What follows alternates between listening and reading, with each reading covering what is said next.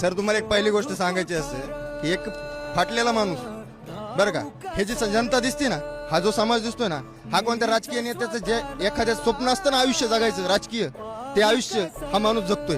हे ना इथे आलेला प्रत्येक माणूस स्वतःच घेऊन आलेला आहे बरं का. स्वतःची भाकरी, स्वतःची रोटी, स्वतःची गाडी, स्वतःचं डिझेल. तुम्ही किती सभा बघितल्या असत्या, अहो देशाच्या सर्वोच्च नेत्याच्या सभेला 300 रुपयाने लोक येतात, 1000 रुपये रोजी आहे. इथं आलेला प्रत्येक माणूस स्वखर्चाने आलेला आहे. आणि हेच राजकीय आयुष्य जे पक्षाचे आहेत ना राजकीय नेते, त्यांना जागण्याचे स्वप्न असतं ना, तो हा माणूस जगतोय. फक्त का, कारण सांगतो, फाटलेला माणूस आहे. साडी तुम्ही दिसायला सुद्धा नीट नाही हा माणूस, पण त्याच्याकडे काय माहिती का, प्रामाणिकपणा आहे. तो प्रामाणिकपणा आहे ना, तो प्रामाणिकपणा हा सगळ्या समाजाला भावतो.